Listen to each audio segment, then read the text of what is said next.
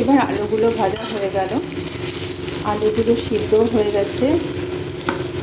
এই যে আলুগুলো কেটে যাচ্ছে, সিদ্ধ হয়ে গেছে, আর পটলটাও বেশ ভাজা হয়ে গেছে। এবার আমি এটাকে নামিয়ে রেখে রুটিগুলো করে নেব, তারপর দুধটাকে গরম করে নেব।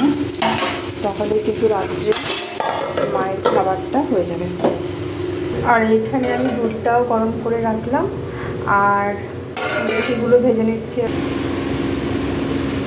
আটাটা মেখে নিয়ে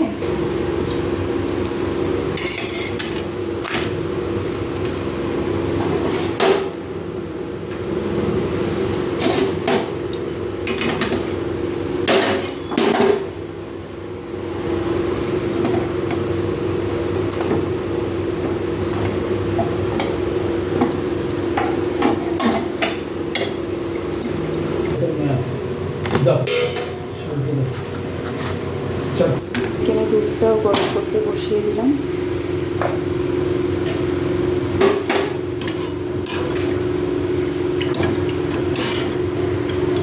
ওমা, তুমি চলে এসো খেতে। দুধটাও গরম করে দিলাম, আর রুটি আর পটল ভাজা আলু ভাজা হয়ে গেছে।